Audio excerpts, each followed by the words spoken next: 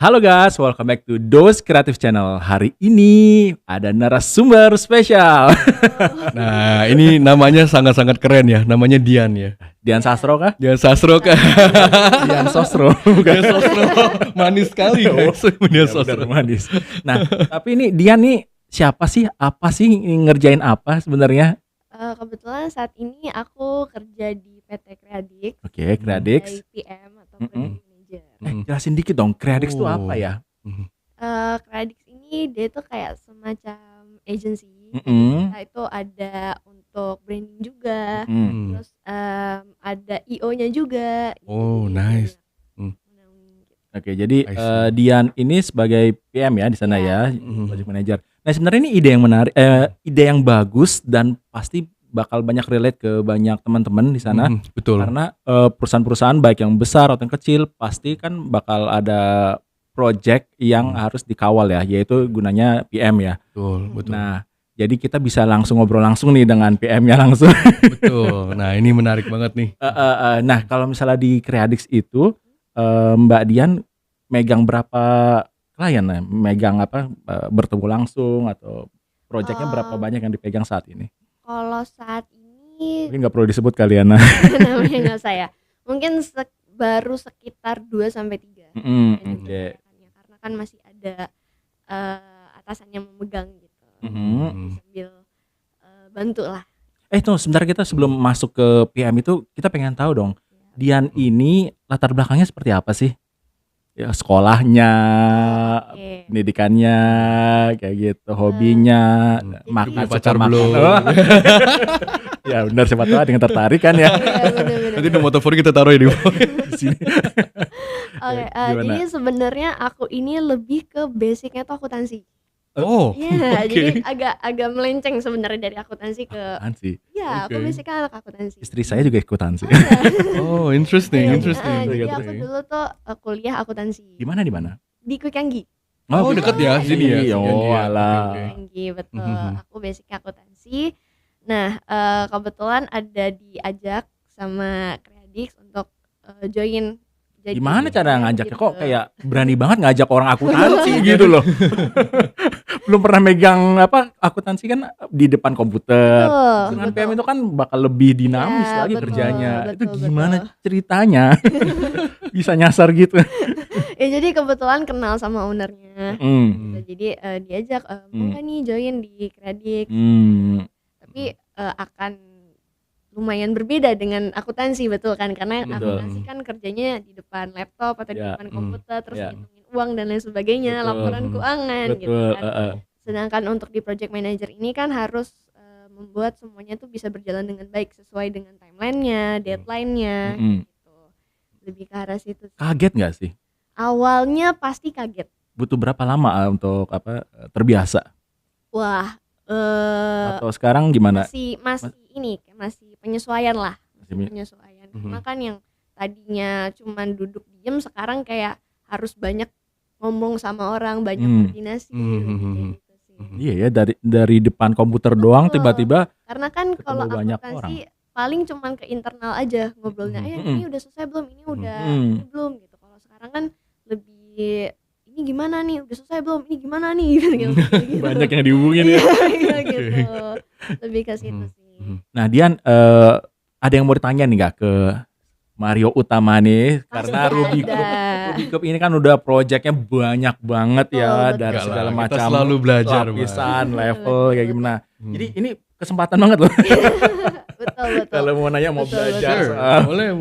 gimana? Ada pertanyaan nggak? Aku mau nanya sih Kak, karena kan aku jalani project manager ini kan belum terlalu lama. Nah, paling ada nggak sih tips-tips dari Kak Mario untuk menjalani project manager ini? Oke, kalau project manager itu kalau misalnya kita sebenarnya ada banyak ini ya. Ada yang bilang account executive, Ya. ada yang bilang project manager, ada yang juga bilang client relationship. Nah, ini berbeda-beda. Jadi mungkin ini ada kalau di advertising, di Beda lagi namanya. design studio namanya berbeda. Sebenarnya pekerjaannya mirip. Cuma Hmm. kalau misalkan dulu di advertising, kalau misalkan account executive, mereka tuh sebenarnya nggak cuma ngurusin project atau menghandle project, memanage project, tapi mereka juga wajib untuk cari klien dan juga untuk memaintain klien ya. Secara keuangannya, bikin quotation, nah itu juga semuanya di account eksekutif. Nah kalau di project manager itu role-nya sebenarnya adalah you are assigned to a project, nah you lead the project, seperti itu. Nah kalau client relationship berbeda lagi. Kalau client relationship sebenarnya adalah bagaimana you punya sebuah relationship terhadap klien dan di-maintain dengan kebahagiaan klien. Nah itu yang kemarin kita ngomong adalah emotional massage-nya. Right, sehingga kebahagiaan klien itu penting lah bagi sebuah perusahaan. Nah project manager apapun kita ngomongin project manager aja ya. Kalau project manager atau aliasnya PM itu sebenarnya adalah sebuah pintu terhadap perusahaan yang kita perusahaan kita dan juga klien. Nah mungkin di awalnya kamu mesti tahu nih function PM itu apa. Nah, nah kalau misalnya aku boleh cerita sedikit, kita Rubik itu berjalan tuh dari aku sendiri. So basically I was a sole entrepreneurship. Jadi tandanya dulu pun Mas Mario juga berprofesi sebagai PM juga. Biarpun desain juga kayak gitu kan. CEO itu kan chief of everything officer bro, ya kan. Jadi ya gue mesti lakukan semua sendiri. Gue di awal-awal gue nggak punya karyawan.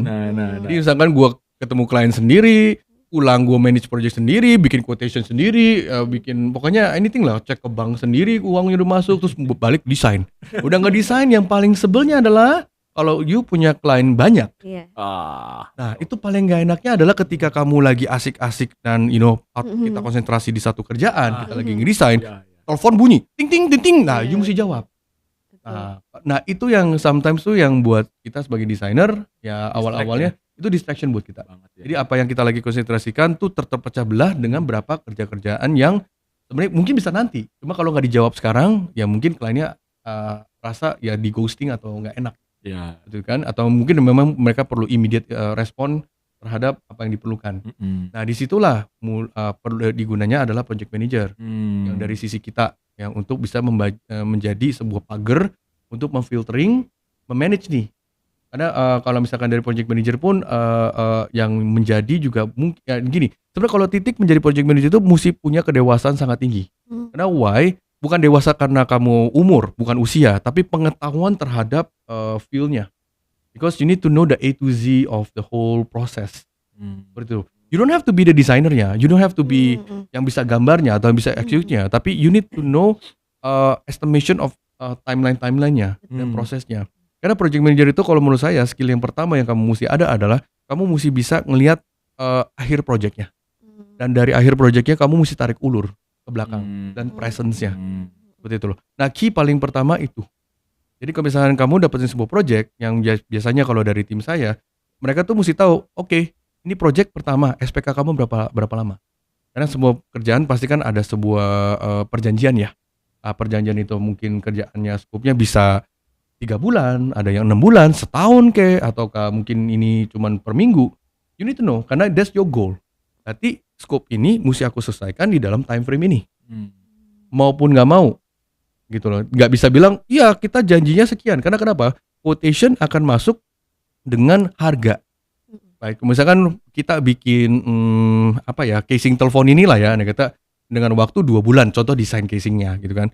Nah berarti kan pembayaran yang kita luncurkan adalah kurang lebih estimation work segitu ya. Gitu, 2 bulan. 2 bulan. Dan mungkin kalau dengan kita punya profit, kita tambahkan 30% daripada itu. Misalkan jadi overhead, kita tambahkan 30% menjadi kita punya profit dan omset kita.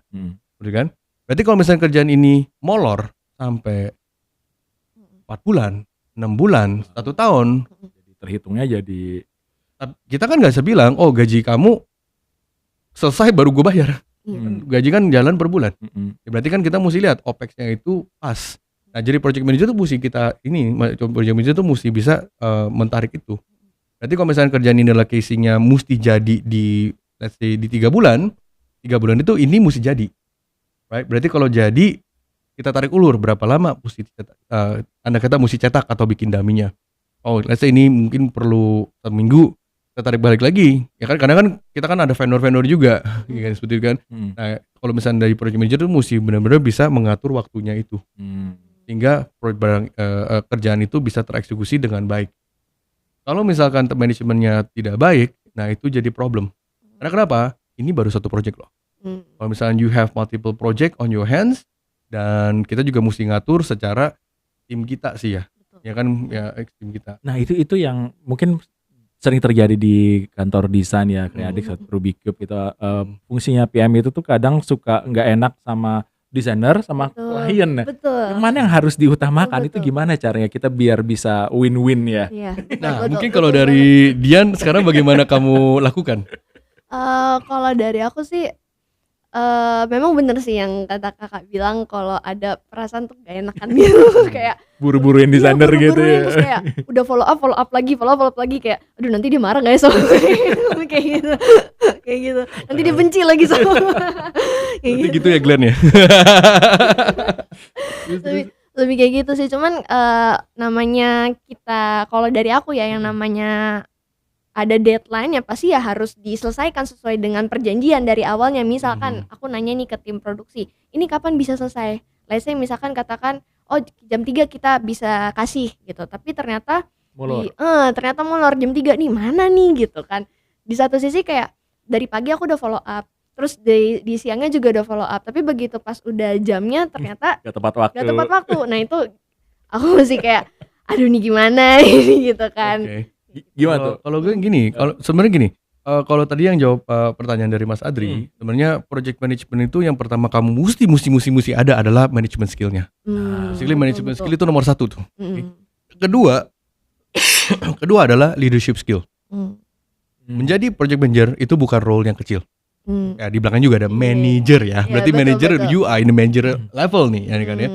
Manager itu mesti punya skill leadershipnya. Jadi bukan cuma ngatur, lu jago ngatur tapi leadership lu nggak bagus, ya orang jadi bisa segan sama lu, orang nggak suka sama lu, atau nah ini juga sama nih, pentingan klien apa pentingan tim, ini dua-duanya penting. That's why emotional massage-nya ini mesti ada. Ya, wah bukan dipijit orangnya, bukan kliennya kita pijit, emotional massage. Ya. Nah jadi begini, you mesti pinter-pinter bisa ngelihat karakter tim kamu tuh seperti apa. Dan mesti pinter-pinter ngelihat karakter klien itu seperti apa. Klien itu punya karakter bermacam-macam. Yang mungkin yang di podcast sebelumnya aku pernah bilang. Ada yang deadline kapan? Yesterday. Ada yang ditanya deadline kapan? Terserah sih. Ada yang ya banyak macam klien gitu kan. Nah kita mesti lihat. Jadi kalau misalnya sebagai project manager, you need to understand emotional kliennya seperti apa. Rata-rata klien itu ada, let's say 4 macam lah. Ada yang misalkan yang dominan. Yang mau jadi didengerin. Ada klien yang misalkan kalau misalnya dipanggil, datang ya sekarang. Yuk, Pak, saya ada kerjaan lain. Ya saya mau sekarang. Ada yang kayak gitu, right? Nah kayak gitu gimana jawabnya? Right, ada kata. Nah nanti aku kasih beberapa poin tertentu skillnya. Nah ada yang klien yang menghilang-hilang, ya kan? Ada klien yang gini loh Dian, saya mau bikin casing gini. Kamu tau lah, kamu jago lah, kamu profesional lah, kamu tau lah. Ada. Ada briefnya bos. Iya. Kamu jago lah, kamu desainer kan, kamu pengalaman banyak, kamu tau lah, pokoknya kamu bisa lah, desain bagus lah. Oh itu bahaya tuh, ya kan? Jadi kan kita nebak. Right? Nah ketiga, ya ada keempat, ya let's say ada klien yang so tau. Ini masalah ini, saya mau bisa kerja lebih bagus, anak saya bisa lebih bagus dari kamu. Ada yang, banyak deh, tipe klien tuh banyak yang kita pernah ngalamin. Ini mesti emotionally, mesti kita tahu, dan you need to understand the project. Nah kalau project manager itu bukan yang aku kadang-kadang suka share ke tim. Project manager itu kamu bukan cuma hanya manage the project. Your goal is to get the project done. Right? By means kamu juga bisa bantu, bukan kamu ngedesain. Tapi informasi-informasi yang kamu terima itu yang mesti dicerna dulu. Betul. Sehingga when you brief the team itu bisa tertolong. Betul kan? Contoh nih, kayak misalnya ada beberapa kali kita bikin sebuah company profile, right? Nah dari project manager ketika dapat bahan, bukan cuma dapat bahan, email go forward ke designer. Nah mati lu baca sendiri aja. Nah, project manager has to read it. Dia mesti lihat, bener nggak, oke atau tidak, filtering dulu. Betul. Nah di situ justru yang mesti ada difilter lah itu katanya. Difilter dulu, dilihat dulu, jangan sampai mentah-mentah dikirim ke desainer maupun salah. Betul. Ya kan? Maupun klien juga bisa salah loh. Ya kita cuma hanya hand down kesalahan. Nah, itu mesti dilihat dulu. Nah, andai kata dia mengomongkan sebuah company profile, perlu kan foto. Nah, foto-foto itu bisa dibantu dari project manager. Menanyakan klien, "Pak, saya lihat Pak, di sini Bapak ngomong tentang ini. Ada fotonya enggak?" Kalau nggak ada, ya jangan tanya desainernya, Pak, apakah Bapak perlu pemotretan atau bagaimana? Apa kita pakai stok foto dan segala macam. Nah, itu bisa dibantu dari tim dari project manager. Sehingga ketika dilampirkan ke desainer tuh udah siap masak. Jadi kalau boleh bilang kalau di kitchen, project manager itu kayak sous chef. Nyediain. Bayangin kalau desainer dia yang mesti motong bawangnya, dia mesti dagingnya, ya project itu akan lama. You cannot blame, lu desainnya lama. Ya karena kenapa? Ya mungkin tim kamu nggak sebesar banget. Kalau tim kecil ya project manager kalau zaman dulu aku masih di kantor, aku masih kerja, dia selalu di sebelah aku. Di sebelah. Jadi ketika aku lagi ngedesain, contoh ya, Mas tadi tolong cariin gambar gue ini nih, gue perlu gambar yang seperti ini nih, yang vertikal ya, seperti ini ya. Nah dia yang bantuin. Nah, kalau zaman dulu kan di iMac kan ada namanya iChat tuh. Dia tinggal dropin ke iChat. Kalau sekarang kan bisa pakai WA, pakai apa ya. Nah aku tinggal masukin ke dalam desainnya atau lu bisa tolong tulisin dong. Gue perlu satu sentence nih, ini mengenai tentang foto kayak gini. Nah dia bantu tulisin. Sama persis kayak chef dan sous chef ya. Betul. Ya you need to work efficiently. Project manager is not just yang aku sering bilang, is not an electronic messenger. Kemahalan kalau gue bayar lu electronic messenger. Gue nggak perlu S1, S2, S3. Gue perlu SMK aja, anak SMA aja kalau gue misalnya lu cuman dapat dari klien, thank you klien, gue kirim ke desainer, gue nggak perlu pendidikan tinggi-tinggi. Gitu kan. Nah justru kenapa project manager itu sangat-sangat penting, karena itu role-nya, because they have to see the whole pipeline, dan usually not only one project, multiple project, multiple designer mungkin yang mungkin nggak desainnya nggak satu. Multiple client. Betul. Seorang PM itu bisa megang berapa banyak klien ya?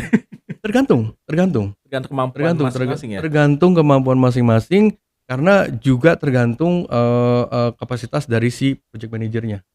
Seperti itu. Nah, sebenarnya kalau misalkan dan tergantung klien. Kalau you dapetin klien yang setiap hari, ya satu klien aja kalau lu di ting terus, ya sebenarnya ya seberapa bagus project manager juga ini sih juga Mbak Dian bener kayak gitu ya. Bener. Ping udah BlackBerry ya, ping ya. Iya kan. Ya juga kelepekan sih sebetulnya. Dia itu tergantung klien sih. Jadi tandanya kalau seorang PM itu tuh selain manajemennya, leadership, juga inisiatif ya. Betul. Inisiatif sama sebenarnya personality. Ketiga ada personality. Karena kenapa? You need to get your client to like you. Nah, tapi ini dangerous. Lu terlalu dekat sama klien lu nunjak.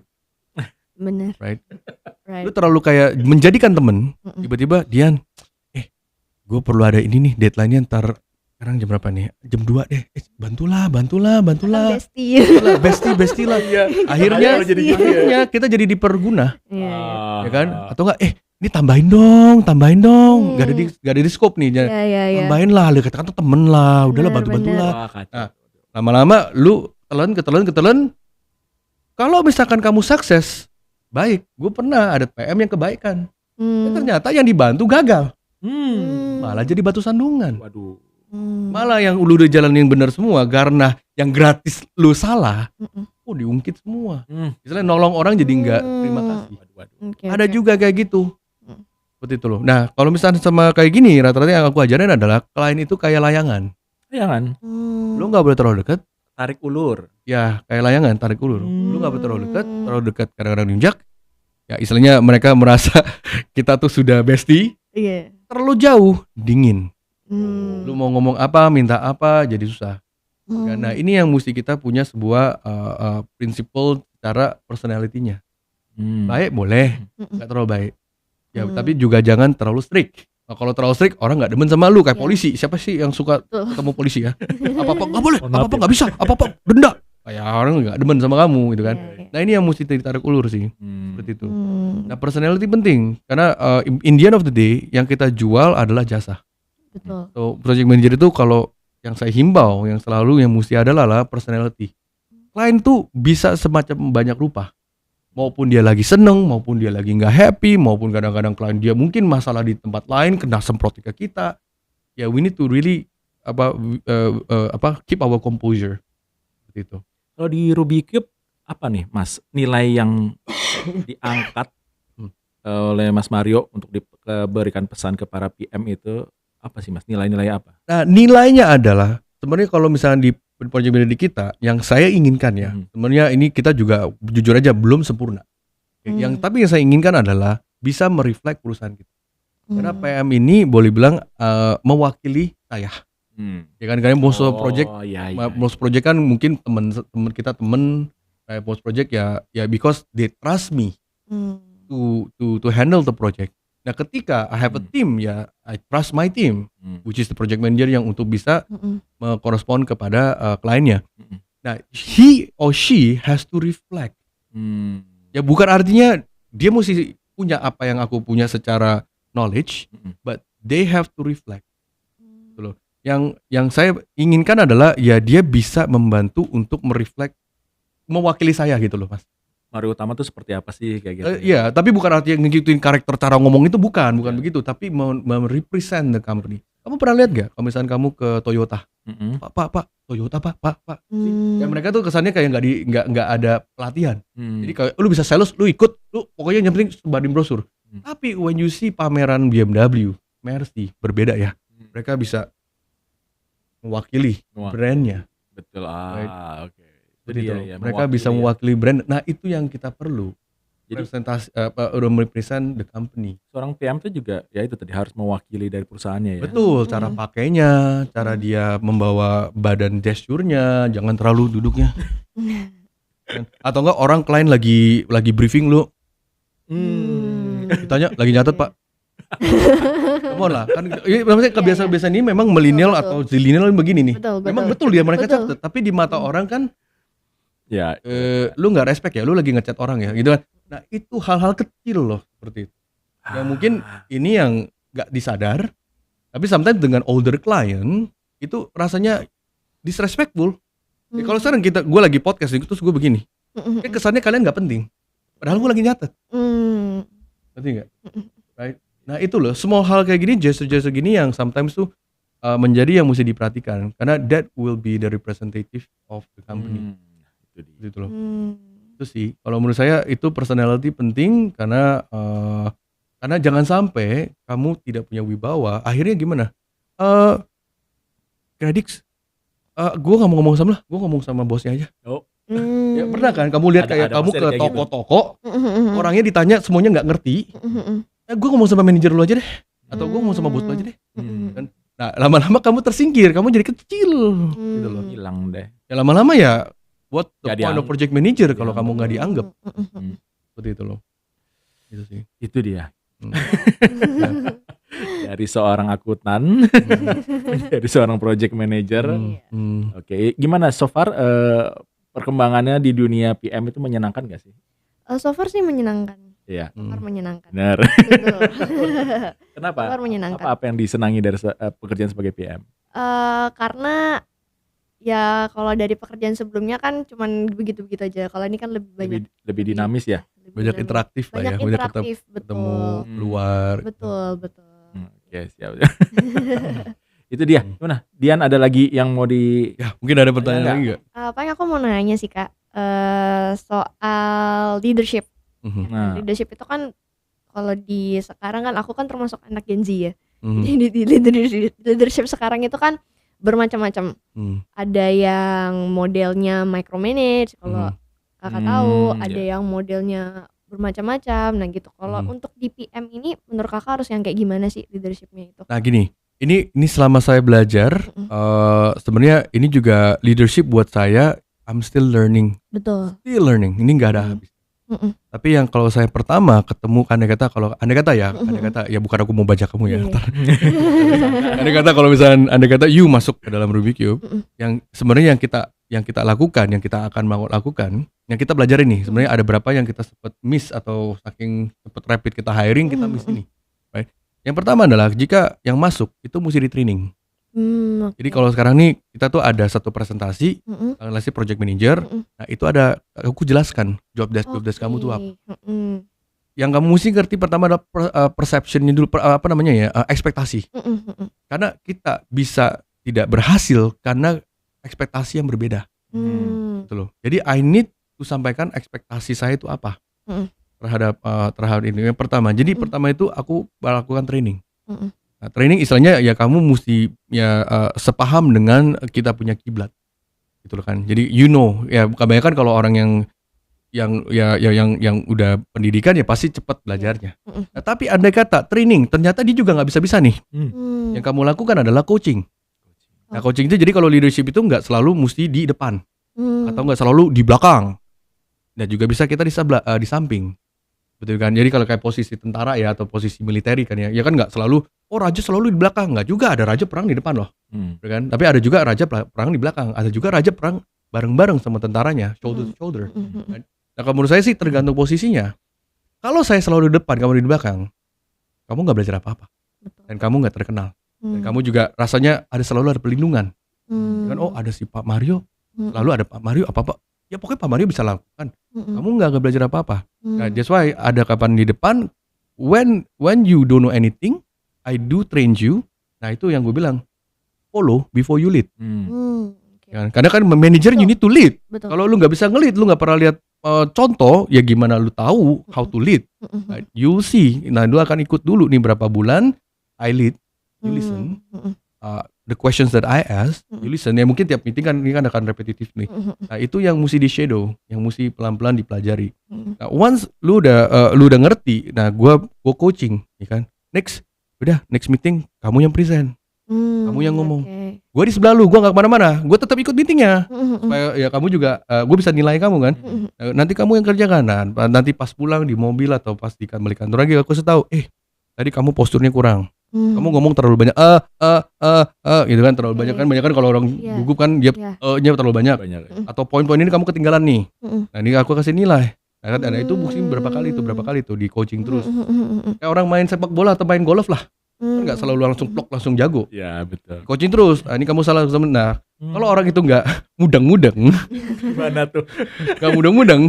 Ya balik lagi ke training. Ya balik lagi ya itu kalau dari saya sih rata-rata kalau nggak mudeng-mudeng either kita perpikirkan untuk di switch atau ya kalau misalnya udah mulai mateng ya kita mentoring. Nah kalau mentoring itu berarti gue nggak di sebelah lu selalu. Nah lu tinggal laporan ya once a week, see your progress. Dari situ kan ada evaluasi. Gitu loh. Kalau coaching kan mungkin kayak coaching kayak kamu lihat ya, boxing coaching ya, coach selalu ada. Betul. Kalau mentor kan berarti I give you advice, you already know the basics, you do it yourself. And then you report. Nah, itu mentoring yang time to time yang aku akan lihat. Nah, kalau di bagian saya sih something like this. Itu yang kita jalankan. Cuma kalau kadang-kadang ya memang ada yang bengal, ada yang bandel, ya ada aja sih gitu kan yang susah gitu diatur. Kan atau enggak kadang-kadang dia mau jadi prinsipnya dia sendiri. Nah, itu salah, itu yang jadi masalah bro, bukan salah, jadi masalah karena kan culture kita jadi bejendol ya. Kalau nggak mengikutin ya kayak tentara, semuanya madep ke sini, terus lu yang mau madep ke sana kan lucu sendiri kan, kan lucu kan, orang hormat begini, lu mau hormatnya begini ya kan, ya becomes not the culture of the company gitu kan di sana tempatnya gitu. Iya, ya kita bukan arti mau menceragamkan, tapi the good thing is that kita punya identitas, gitu loh, seperti itu sih. Nah kalau dari sisi saya sih itu sih mentoring sih. Mentoring. Ya. Dan mentoring, training sama coaching menurut saya. Itu kalau orang itu ada masalah ya counseling. ya ada aja bro masalah bro. Betul. Ya mungkin dia kenapa ini begitu. Tapi counseling itu jarang lah. Misalnya kalau buat gue ya nanti ada HR yang ngurusin sih. Ya, gitu loh. Jangan. Oke. Siap. Gimana Dian? Tapi kalau dari Kak Mario sendiri nih, ini kan zaman kan jalan terus nih. Yang pastinya kan yang maksudnya di dalam semua perusahaan lah. Kan pasti nggak selamanya orang itu ada di situ. Pasti kan akan bergantian. Nah, apalagi dengan zaman sekarang tuh anak-anak kan udah mulai masuk Gen Z, masuk Gen Alpha. Itu gimana tuh cara Kak Mario menanganinya? Karena katanya kan anak Gen Z itu nggak bisa menerima teguran atau kurang inisiatif. Nah itu gimana tuh? Ya itu sebenarnya memang banyak cerita seperti ini sih. Jadi kalau misalkan menurut saya sih kalau ini memang topik yang diangkat dengan teman-teman saya juga yang entrepreneur ya atau yang pengusaha. Ini sesuatu hal yang nggak bisa kita hindari. Betul. Ya kecuali lu tutup aja usaha lu ya. Maksudnya kan nggak bisa perusahaan nggak ada orang yang kerja. Ya kecuali kalau misalkan kalau solusi gua ada. Lu jadiin semua AI aja. Oh iya betul. Kalau bisa. Iya. Kan everything nggak usah desain pakai AI. Jadi lu nggak ketergantungan manusia. Betul kan? Betul. Tapi kalau misalnya usaha kita yang tetap menggantungkan manusia, kalau menurut gua adalah manusia itu bisa diajak ngomong, yang mesti dekati. Betul. So ini yang sebenarnya yang sulit. Karena kan waktu yang you need to spend with them. Gitu loh. Istilahnya for me I think it's just spend time with them. Ngomong sama mereka. I think gini loh, anak saya juga semuanya zillennial. Nah, ya I know dia karakter. Ada yang berapa kalau misalkan kamu tegur langsung, ya apalagi anak gua, dia bisa berontak gitu kan. Tapi I find a way of like getting the right time to talk. Gitu loh. Tegas boleh. Ya kadang-kadang juga masih ya gue juga bukan orang yang temperamen yang paling baik ya. Gue juga kadang-kadang I have my temperamen yang nggak bagus ya kan, seperti itu kan. So we need to actually talk to them aja sih, seperti itu loh. Ngomong sama mereka, semoga mereka mengerti. Itu yang I think the way of how we communicate to them. Karena memang kalau zaman sekarang tuh ya kalian kan di label dengan strawberry generation ya. Kalau dipencet langsung Bruce. Ya, that's why diajak ngomong aja. That's why the spending time with them is quite important. Gitu loh. Nah ini juga sebenarnya masih ada kendala di kita ya. Kita juga nggak sempurna. Tapi this is why kalau misalkan kita tiap hari Jumat like today, nah itu aku maunya nanti kita ada rencana hari ini main game. Gitu loh. Mau ikutan? Mau ikutan? Kita mau main game gitu kan. Nah disitulah kita jadi lebih ngerti karakter mereka. Zaman dulu kalau misalkan tim-tim yang lama, aku suka ajak mereka, misalkan after hours. Setelah pulang kerja kita main futsal, kita suka main board game, main monopoli. Di situ bisa kelihatan karakternya. Oh ini orang maruk, ini orang tuh nggak mau kalah. Oh ini orang tuh gigih banget. Oh ini orang tuh gampang banget give up-nya. Sebenarnya udah kelihatan karakter-karakter dari sebuah game itu udah kelihatan. Ada yang kalem dulu, wah main game tuh kalem, kerja semua kalem. Pas lagi main game, kata-kata kotornya keluar, kaget gue. Gila nih biasanya kalem. Karena dia kalah, nit, like what the, wah ini topengnya baru kelihatan nih. Ternyata di karakternya begini ternyata nih kan. Ternyata emang berbeda. Sometimes ya kita kan jaim ya, gitu kan. Tapi ya itu ya diajak deket, ya deket aja sih.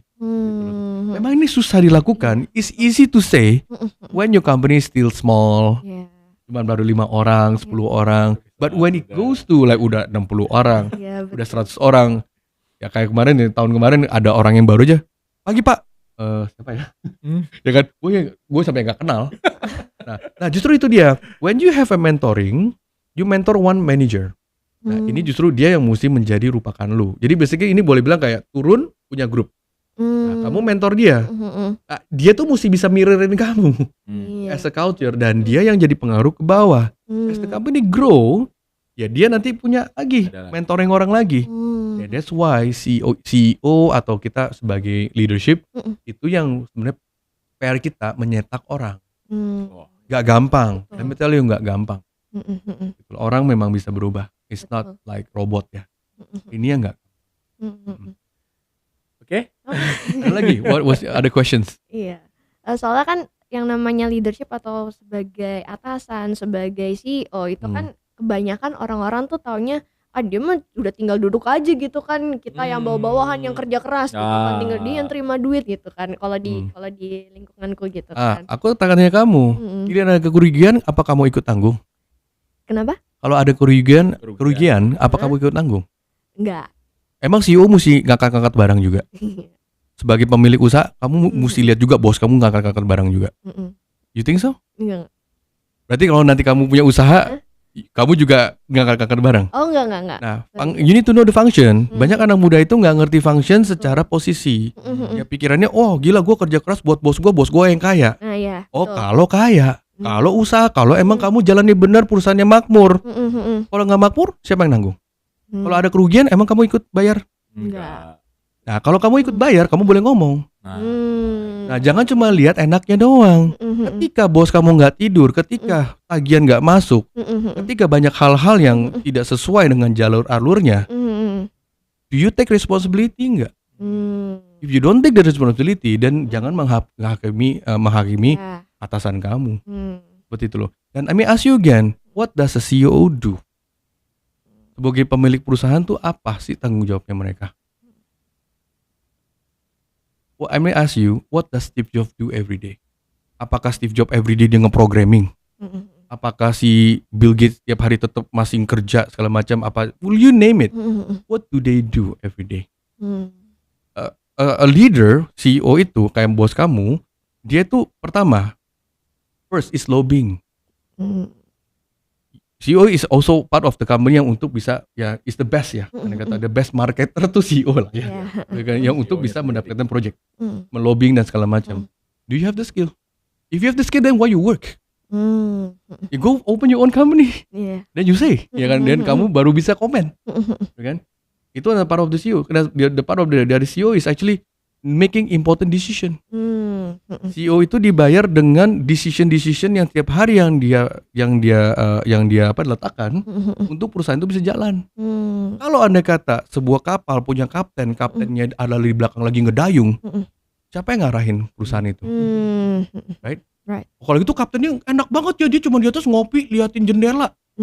Tapi kalau misalkan kapal itu sink, kan ada orang bilang the captain sink with the boat. Bukan kapten yang pertama, ya tergantung ya kapten seperti apa ya. Ada kapten yang mungkin yang udah tahu tabrakan kayak Titanic ya, dia udah masuk ke kapal sendiri, dia udah kaburkan diri ya, ada nggak tahu lah. Tapi that's not kind of person that I think we want ya. Right? That's why leader it last loh. Jadi jangan only think untuk untungnya enaknya dulu. Tapi ketika perusahaan itu gagal, resikonya siapa yang tanggung? Teman-teman Genji tolong didengarkan. Nah, ini just sharing with you, ya kan? Maksudnya kalau kita ngejudge orang tuh gampang. Betul. Ya kan? Sometimes juga sebagai leader juga nggak bisa menceritakan semuanya. Betul. Right? Kayak misalkan kayak gini, perusahaan kita mungkin di bulan ini andai kata ya, we are not doing well. Gajinya kurang nih, kita kurang uang untuk bisa gaji karyawan. Apakah kamu berkoak, guys bulan ini nggak gajian ya guys, right? Ya pasti dia mesti pikirkan, nah. Betul. Leader it last loh. Ya kayak Simon Sinek bilang, so it's not always the easiest thing. Betul. Gitu loh. Kalau misalnya bos lu tiap bulan ganti mobil dan lu nggak digaji, ya lu nggak usah kerja sama dia. Pindah aja ya. Itu mah pindah aja, gitu kan? Ya kan, maksudnya ya perjuangannya kamu mesti bisa nilai juga. Ya, betul. Kau harus bisa menilai ya. Because one day, ya misalkan hari ini kamu mungkin kerja, tapi ada satu hari kan kamu juga pengen punya perusahaan sendiri. Betul. Jangan sampai kamu digituin sama karyawan kamu sendiri, kamu mau? Dian mah enak, cuman pakai bikini di Bali. Tapi kan dia kerja keras yang udah berapa tahun untuk bisa jadi perusahaan itu. Betul. Right? Kalau sekarang semua orang buka perusahaan, siapa yang kerja? Right? Gitu loh. So I think for my point of view is that don't judge too fast. Gitu kan? Don't judge too fast. Perusahaan pasti mau work with employees yang mereka tuh juga bisa memprovide. Jadi yang kemarin yang aku bilang, don't always tell what the company can do for us. Kamu dapat apa nih? Balik lagi, kamu sudah memberikan apa? Seperti itu loh. If the company grow, everything grow. Look at those company yang sudah jadi octopus company yang sudah besar segala macam. Dia mereka punya orang yang tim yang bagus.